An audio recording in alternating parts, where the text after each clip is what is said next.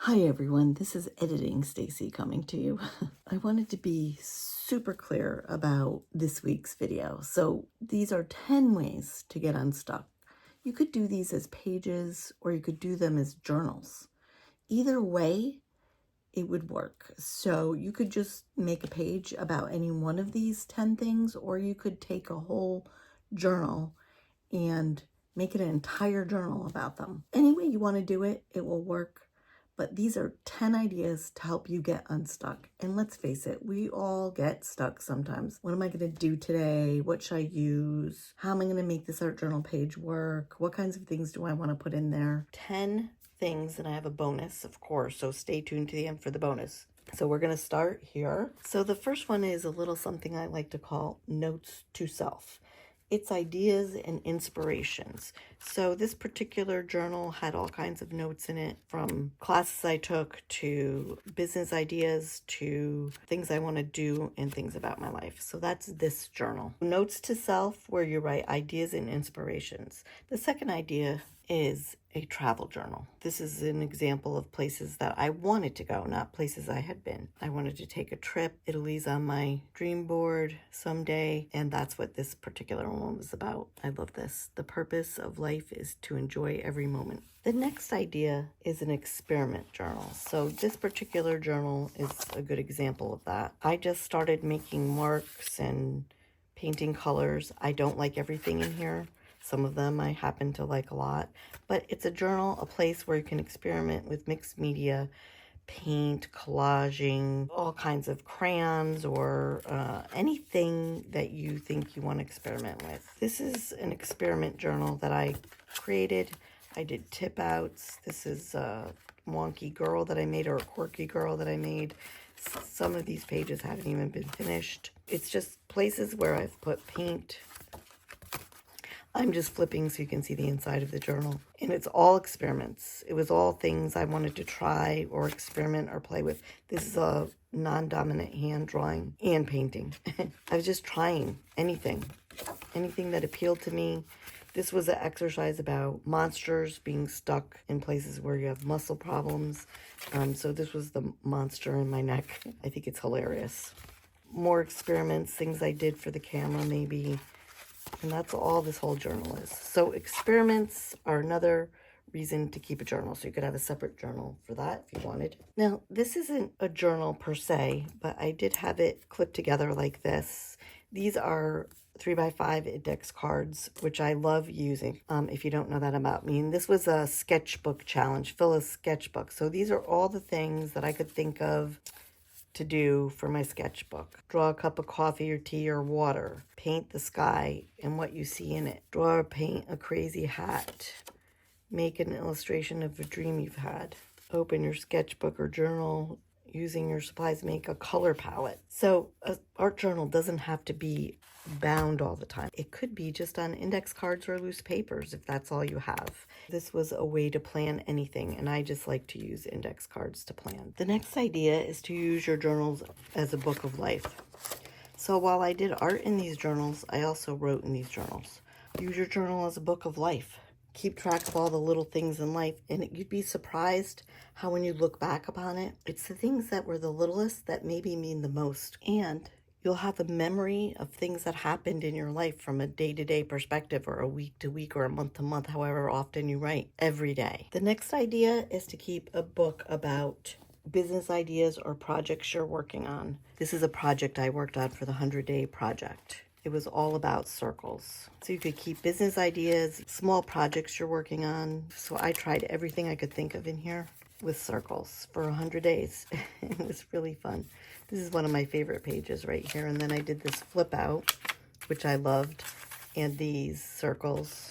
I just really, really enjoyed this book a lot. So that was my 100-day project in a journal. The next idea is to keep a journal for design. So that could be a design of anything. Say you wanted to move your room around, or say you wanted to design your own book, or you wanted to decorate an entire house. It could be a journal about your design process. So you would keep pictures of things you like in it, things you buy in it, notes, all kinds of stuff. So this is a my first book that I ever made, or that I ever attempted to make. These are jelly plate prints. I made this video earlier in the year, and I did this little fold out, and I left space to write or do more art in on each of the pages. This was a design for me, a work in progress for a book and a design. So keep a design journal. One of my favorite journals, this isn't mine. My mom made this for me. And this is favorite recipes. So these are pictures of my family. This is my grandmother and my Nana, my great-grandmother. My Aunt Ellen's recipes. This is my Aunt Ellen and her husband. This is to add my own recipes in here. This is to show you what a recipe book could look like. So my mom's decorated this with all these cool papers, and she stuck in these recipes from each family member, which I think is kind of a very cool thing. My great aunt, my great uncle, my grandma, and her parents. So my mom's taken all these recipes and just folded them in here. What I love about these is these are everybody's writing, right? These are somebody else's writing. So my mom folded the recipes and just tucked them in a little tuck spot in the journal, but I just love this. And she took meaningful pictures. My mom in the newspaper, her local newspaper, and she won a home bake-off recipes. This is a terrible picture of me when I was younger. Oh my. So all these recipes are for my family. How cool is this? This is my sister. This is a simple thing to do and a great way to keep a journal. You can put family photos in there. So it's a wonderful little heirloom. Look, she's got a little rolling pin on here with all recipes from my family. And how cool is that? Another idea is a pretty things journal, or a journal for things that you've cut out that you've loved. So for example, this texture, these are papers that I made. This is a sticker that I made. So you could keep a journal, and it doesn't have to be like this. I made this collage style for all the things that you found that you like for inspiration. So you go back and you look at all your pretty things. So mine happens to be more on collage, but you could put photos, you could put cutouts for magazines, all the things you love. It could be anything, really. Another idea is to make a journal that's just about your art supplies, and it could be all art supplies, anything you want to put in here. So this is some color swatching. These are watercolors. I just wrote down their names. Then I showed what I could do with them. More swatching. These are Caran d'Ache Neo 2 colors. So I colored with them on watercolor paper. You can see how coarse the paper is.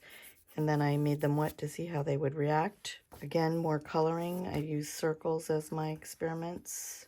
These are more colors that I played with that I have in watercolors, different watercolors.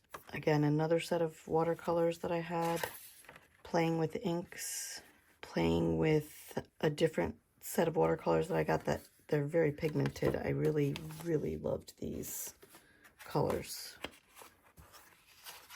And then taking it to the next level. How thin can I get it? What can I do with it? A way to keep track of all your art supplies. You could do other things. So these are some jelly print papers that I just punched out circles like this from my circle punch.